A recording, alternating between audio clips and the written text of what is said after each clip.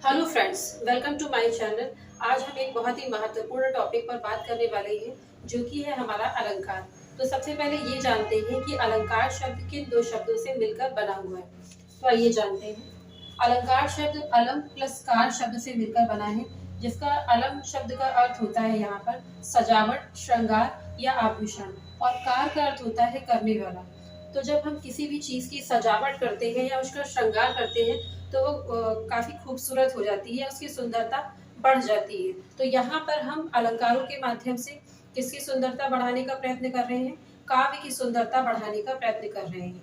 तो यहाँ पे जो परिभाषा दी गई है, काव्य की शोभा बढ़ाने वाले शब्द अलंकार कहलाते हैं, या काव्य को सुशोभित करने वाले शब्द अलंकार कहलाते हैं। तो यहाँ पे ये कहना गलत नहीं होगा कि अलंकार वे शब्द होते हैं जो कि काव्य की शोभा को या काव्य की सुंदरता को बढ़ाने का प्रयत्न करते हैं, या ये कह सकते हैं, या उसको कई गुना बढ़ा देते हैं। जिस प्रकार से यदि एक स्त्री को आभूषणों से सजाया जाता है, अर्थात आभूषणों अर्थात गहनों से सजाया जाता है, तो उसकी सुंदरता कई गुना बढ़ जाती है, या बहुत अधिक वह सुंदर हो जाती है। उसी तरीके से काव्य में जब अलंकारों का प्रयोग किया जाता है, तो काव्य की सुंदरता भी कई गुना बढ़ जाती है। तो यहाँ पे ये अलंकारों का प्रयोग था, या ये कह सकते हैं कि अलंकारों का यह उपयोग था। तो अलंकार के कई प्रकार होते हैं, आइए उनके बारे में जानते हैं। अलंकार के यहाँ पे 3 प्रकार बताए गए हैं: शब्दालंकार, अर्थालंकार और उभय अलंकार। यहाँ पे हम अर्थालंकार और उभय अलंकार को अपने आगे आने वाले वीडियो में जानेंगे। यहाँ पे हम केवल शब्दालंकार के बारे में भी जानेंगे। तो शब्दालंकार शब्द का यदि संधि विच्छेद किया जाए, तो हमें 2 शब्द प्राप्त होते हैं, शब्द प्लस अलंकार। यहाँ पे जब शब्दों के माध्यम से काव्य में चमत्कार उत्पन्न किया जाता है, तो ऐसे शब्द जो है वो हमारे शब्द अलंकार की श्रेणी में रखे जाते हैं, या ये कह सकते हैं, या ऐसे शब्द शब्द अलंकार कहलाते हैं। तो शब्द अलंकार जो है वो 5 प्रकार के होते हैं, आइए उनके बारे में भी जान लेते हैं। अनुप्रास अलंकार, यमक अलंकार, श्लेष अलंकार, वीप्सा या पुनरुक्ति अलंकार और वक्रोक्ति अलंकार। ये अनुप्रास अलंकार के 5 प्रकार हैं, जिनके बारे में हम अपने वीडियो में आगे जानेंगे। तो तब तक के लिए आप इसे नोट डाउन करिए, और फिर आगे मिलते हैं अपने वीडियो में।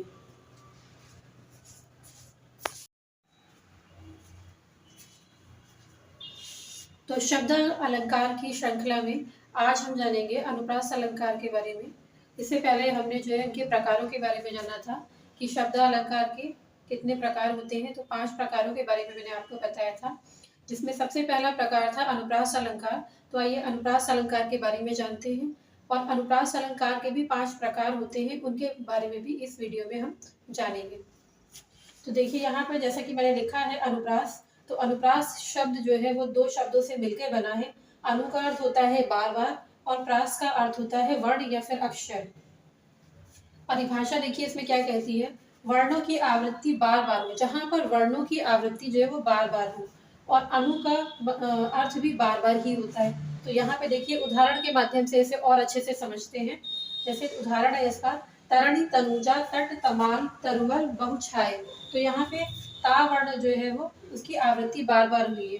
तरणी में भी ता आया है, तनुजा में भी ता आया है, तट में भी ता आया है, तमाल में भी ता आया है, और तरुवर में भी ता आया है। यानी यहाँ पर जो है वो वर्णों की आवृत्ति का मतलब होता है वर्णों का रिपीटेशन।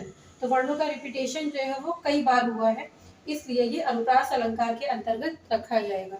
तो यहाँ पे आपने जाना अनुप्रास अलंकार के बारे में। अब अनुप्रास अलंकार के भी जो है वो 5 प्रकार होते हैं, जिसमें सबसे पहला प्रकार होता है छेका अनुप्रास। तो उसके बारे में भी आइए जान लेते हैं।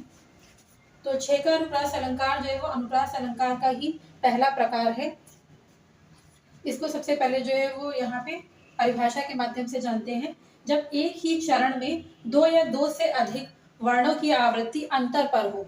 तो परिभाषा ये कहती है, देखते हैं ये उदाहरण पर जो है वो फिट बैठती है नहीं। तो उदाहरण आइए देख लेते हैं इसमें। उदाहरण जो है वो हमारा है, कानन कठिन भयंकर भारी, घोर घाम हिम बार बेयारी। ठीक है, और उसके बाद जो तीसरी पंक्ति है वो हमारी यहाँ पर, रीझ रीझ रहस रहस हंसी हंसी उठे, सांसें भरी आंसू भरी कहत दई दई। तो यहाँ पे परिभाषा कह रही है जब एक ही चरण में, तो ये देखिए पहला चरण जो है वो यहाँ से हमारा कानन कठिन भयंकर भारी, ये हमारा पहला चरण हो गया। घोर घाम हिम बार ब्यारी, ये दूसरा चरण हो गया। तीसरा चरण है रीझ रीझ रहस्य रहस्य हंसी हंसी उठे। और चौथा चरण जो है वो हमारा है सांसें भरी आंसू भरी कहत दई दई।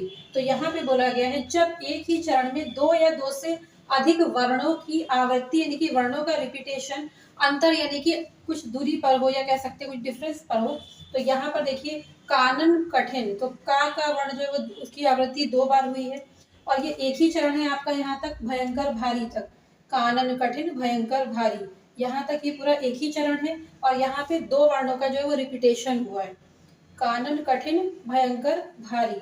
उसके बाद अगले चरण में यहाँ पे घा वर्ण की आवृत्ति हुई है और बा वर्ण की आवृत्ति हुई है। तो ये अगला चरण है। तीसरे चरण में रा वर्ण की आवृत्ति हुई है और घा वर्ण की आवृत्ति हुई है। और चौथे चरण में भा वर्ण की आवृत्ति और दा वर्ण की आवृत्ति हुई है। तो यहाँ पर जो है वो ये हमारा इसका उदाहरण था 6 का अनुप्रास अलंकार का। आई होप आपको अच्छे से समझ में आ गया होगा। तो इसको आप नोट कीजिए। उसके बाद आगे के अलंकारों के बारे में जानते हैं जो कि है हमारा वृत्तीय अनुप्रास अलंकार।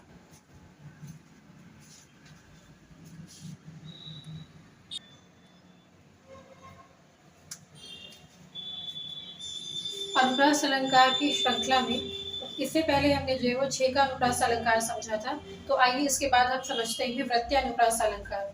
तो वृत्तीय अनुप्रास अलंकार यहाँ पे इसकी परिभाषा दी गई है, जब एक ही वर्ण की आवृत्ति बार बार हो या कई बार हो वह वृत्तीय अनुप्रास अलंकार होता है। जैसा कि आपने अनुप्रास अलंकार की परिभाषा में भी यही पढ़ा था कि जब एक वर्ण की आवृत्ति कई बार होती है या बार बार होती है तो वहां पे जो है वो अनुप्रास अलंकार होता है। तो ये अनुप्रास अलंकार का ही एक प्रकार है। यदि देखा जाए तो वास्तविकता में जो है वो वृत्तीय अनुप्रास जो है वो वहां पर होगा। तो वृत्तीय अनुप्रास अलंकार का हम यहाँ उदाहरण के माध्यम से समझते हैं। जैसे कि मैंने आपको पहले भी इस उदाहरण को बताया था, तरणी तनुजा तट तमाल तरुवर बहुछाए। तो यहाँ पे ता वर्ण की आवृत्ति जो है वो 5 टाइम्स हुई है, तो इसलिए यहाँ पे वृत्तीय अनुप्रास अलंकार होगा। और नीचे एक और उदाहरण है इसका, रघुपति राघव राजा राम। तो यहाँ पे जो है वो रा वर्ण की आवृत्ति 4 टाइम्स हुई है, तो इसलिए यहाँ पे जो है वो वृत्तीय अनुप्रास अलंकार होगा। क्योंकि परिभाषा हमारी क्या कह रही है, जब एक वर्ण की आवृत्ति बार बार हो, तो बार बार यानी कि देखिए यहाँ पे 5 टाइम्स आया तो बार बार हो रही है। और उसके बाद कहा है कई बार भी वही बात हो गई, बार बार और कई बार एक ही चीज है। तो यहाँ पे 5 टाइम्स जो है वो ता वर्ण की आवृत्ति हुई है और यहाँ पे रा वर्ण की आवृत्ति 4 टाइम्स हुई है, इसलिए यहाँ वृत्तीय अनुप्रास अलंकार होगा। इससे पहले मैंने आपको 6 का अनुप्रास अलंकार पढ़ाया था, तो यहाँ पे इसका उदाहरण पूरा लिखा हुआ है और इसकी परिभाषा भी लिखी हुई है। वो इसलिए लिखी हुई है क्योंकि कई बच्चों को जो है वो 6 का अनुप्रास अलंकार और वृत्तीय अनुप्रास अलंकार में जो है कंफ्यूजन हो जाता है। तो यहाँ पे जो है उसको हम क्लियर करते हैं। तो 6 का अनुप्रास अलंकार जो है उसमें क्या कहा गया है, जब एक ही चरण में 2 या 2 से अधिक वर्णों की आवृत्ति हो। तो एक चरण में यहाँ पे 2 वर्ण आ रहे हैं, ऐसा नहीं कि 2 ही वर्ण आ सकते हैं, यहाँ पे 2 से अधिक वर्ण भी आ सकते हैं, लेकिन उनकी आवृत्ति जो है वो 2 बार होगी या 3 बार होगी, इससे अधिक नहीं होती है। ठीक है। और जो वृत्तीय अनुप्रास होता है उसमें जो है वो 4 टाइम्स 5 टाइम्स उससे अधिक भी हो सकती है। मतलब कि यहाँ पे जो एक ही वर्ण कई बार आ रहा है, यहाँ पे अलग अलग वर्ण आ रहे हैं। जैसे देखिए यहाँ पे का वर्ण आया है और उसके बाद भा वर्ण आ गया है, फिर उसके बाद घा वर्ण आ गया है, फिर उसके बाद बा वर्ण आ गया है और उसके बाद नीचे वाली चरण में रा वर्ण आ गया है और हा वर्ण आ गया है। इसके बाद उसके चौथे वाले चरण में भा वर्ण की आवृत्ति हो गई है और दा वर्ण की आवृत्ति होगी। परंतु जो वृत्तीय अनुप्रास है उसमें केवल एक ही वर्ण जो है वो कई बार आ रहा है, यानी कि एक ही वर्ण का रिपीटेशन हो रहा है। यहाँ पे विभिन्न वर्णों का रिपीटेशन हो रहा है और वो 2 या 3 इस तरीके से हो रहा है, 2 या 3 बार, दैट्स इट। तो यहाँ पे आपको वृत्तीय अनुप्रास और 6 का अनुप्रास जो है वो अच्छे से समझ में आ गया होगा। तो अलंकारों की श्रृंखला में अब हम जानेंगे अनुप्रास अलंकार के अगले अलंकार को, तो इसको तब तक आप नोट करिए। इसके उपरांत हम जानते हैं श्रुत्य अनुप्रास अलंकार के बारे में। तो आइए जानते हैं श्रुत्य अनुप्रास अलंकार क्या होता है। जब एक ही वर्ग के वर्णों की आवृत्ति हो और उनका उच्चारण स्थान भी समान हो। तो जब आपने स्वर और व्यंजन पढ़े होंगे तो उसमें आपने कवर्ग, चवर्ग, टवर्ग, टवर्ग और पवर्ग के बारे में जाना होगा। प्रत्येक वर्ग में 5 वर्ण होते हैं, तो और उनके उच्चारण स्थानों के बारे में भी जाना होगा। तो यहाँ पे उदाहरण के माध्यम से समझते हैं कि यहाँ पे वर्ग की क्या बात कही गई है। तो देखिए उदाहरण है, दिनांत था थे दीननाथ डूबते, सधेनु आते ग्रह ग्वाल बाल थे। तो इसमें जो है वो तवर्ग में ता, था, दा, धा और ना 5 वर्ण आते हैं। ये पांचों वर्ण इस उदाहरण में जो है वो उपस्थित हैं। तो देखिए यहाँ पे ये दिनांत में ता और ये था, दा और धा तथा ना वर्ण जो है वो उपस्थित है। तो इससे आप ये समझ सकते हैं कि ये श्रुत्य अनुप्रास अलंकार का उदाहरण है। और दूसरा कहा गया उनका उच्चारण स्थान भी समान हो। तो उच्चारण स्थान जो है वो तवर्ग का दंत होता है। तो यहाँ पे जो है वो इनका उच्चारण स्थान भी समान है। जब आपने उच्चारण स्थान पढ़े होंगे तो उसमें आपने कुछ सूत्र पढ़े होंगे, जैसे अपु विसर्जनिया नाम कंठा, इचु यशानाम तालु, ऋतु रसानाम मूर्धा और ऋतु लसानाम दंता। तो उसमें उस ऋतु लसानाम दंता के अंतर्गत तवर्ग आता है और तवर्ग में 5 वर्ण होते हैं जिनका उच्चारण स्थान क्या होता है, दंत होता है। तो ये वाला जो उदाहरण है वो श्रुति अनुप्रास अलंकार का उदाहरण है और इस तरीके से अगर पेपर्स में पूछा जाता है तो आप उसे पहचान सकते हैं। एक अन्य उदाहरण और है ता दिन दान दीन धर धरनी।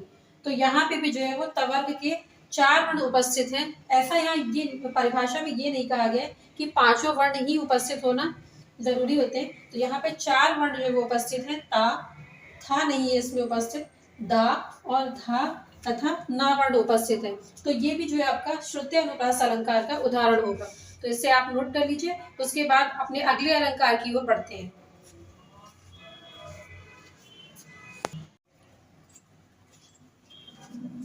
इसके बाद हम अपने अगले अलंकार के बारे में जानते हैं जो कि है हमारा लाटानुप्रास अलंकार। तो लाटानुप्रास अलंकार की परिभाषा को यदि देखें, जब एक शब्द या वाक्य खंड की आवृत्ति हो, यानी एक शब्द जो है उसका रिपीटेशन हो या वाक्य खंड का रिपीटेशन हो, तो वहां पे हमारा लाटानुप्रास अलंकार होता है।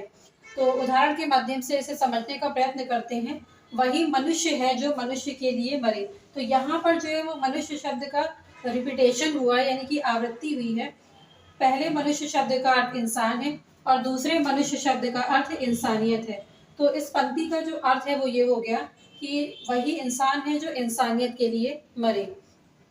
अगला उदाहरण है हमारा पूत कपूत तो का धन संचय, पूत सपूत तो का धन संचय। तो यहाँ पे पूरी पंक्ति जो ऊपर वाली दी गई है उसका अर्थ है यदि बेटा, कपूत का अर्थ होता है नालायक बेटा, यदि बेटा जो है वो नालायक है तो धन को संचय करके रखने की कोई आवश्यकता नहीं है, क्योंकि वो अंततः जो है वो सारे धन को बर्बाद ही कर देता है या उसको जो है वो उसका सर्वनाश ही कर देता है। और अगर पूत सपूत है तब भी धन को एकत्रित करने की आवश्यकता नहीं है, क्योंकि यदि पूत सबूत है यानी कि लायक है तो वो स्वयं ही अपने लिए धन का अर्जन कर लेगा या अपने लिए धन को जोड़ लेगा। तो यहाँ पे 2 उदाहरण थे, ये आपके लाटानुप्रास अलंकार के उदाहरण थे। आई होप आपको लाटानुप्रास अलंकार जो है वो अच्छे से समझ में आया होगा। यहाँ पे जो है वो शब्दों का रिपीटेशन होता है, लेकिन शब्द जो है वो उन दोनों शब्दों का अर्थ अलग अलग होता है। तो ये आपका लाटानुप्रास अलंकार था।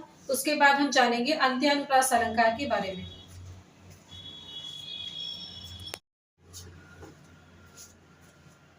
अनुप्रास अलंकार की श्रृंखला में ये हमारा अंतिम अलंकार है। तो आइए इससे भी समझ लेते हैं। ये है हमारा अंत्यानुप्रास। तो आइए इसके बारे में जानते हैं। तो यहाँ पे मैंने लिखा है ये अंत्यानुप्रास अलंकार। यदि इसकी परिभाषा की बात की जाए तो जहाँ पद के अंत में तुक मिलती हो वहाँ अंत्यानुप्रास अलंकार होता है। अब इसे हम उदाहरण के माध्यम से सही से समझेंगे कि तुक किस तरीके से मिलता है। तो पहला उदाहरण है जय हनुमान ज्ञान गुण सागर, जय कपीश तिहु लोक उजागर। तो सागर और उजागर ये दोनों जो है वो तुक बंदी कर रहे हैं या ये दोनों शब्द जो है वो तुकांत शब्द है इसमें। तो ये जो है आपका क्या हुआ, अंत्यानुप्रास अलंकार का उदाहरण हुआ। ठीक है। उसके बाद देखिए यहाँ पे मैंने लिखा भी है सागर और उजागर यहाँ तुकांत शब्द है। तो सागर और उजागर इसमें देखिए यहाँ पे गर गर आ रहा है और बोलने में भी सागर उजागर इस तरीके से हो रहा है, तो बंदी जैसी हो रही है। तो इसलिए जो है ये अंत्य अनुप्रास अलंकार के उदाहरण के अंतर्गत रखा जाएगा। और उसके बाद अगला उदाहरण है रघुकुल रीत सदा चली आई, प्राण जाए पर वचन ना जाई। तो आई जाई ये भी जो है वो एक तुकबंदी जैसी हो रही है यहाँ पर, या ये भी जो है वो तुकांत शब्द है। तो यहाँ पे मैंने लिखा भी है आई और जाई तुकांत शब्द है। तो ये अनुप्रास अलंकार का जो है वो आपका अंतिम अलंकार था। और इसमें इस श्रृंखला में हमने अनुप्रास अलंकार के 5 प्रकार पढ़े। और ये अंतिम अलंकार था। तो यहाँ पे अनुप्रास अलंकार जो है वो हमारा समाप्त होता है। क्योंकि वीडियो बहुत लंबा हो रहा है इसलिए आगे के अलंकारों को हम नेक्स्ट वीडियो में पढ़ेंगे। तब तक के लिए आप इसको नोट डाउन करिए और आगे के अलंकारों को पढ़ने के लिए, उनको जानने के लिए और उनको समझने के लिए हमारे चैनल के साथ बने रहिए और हमारे चैनल को लाइक एंड सब्सक्राइब करना ना भूलिएगा। Okay, take care.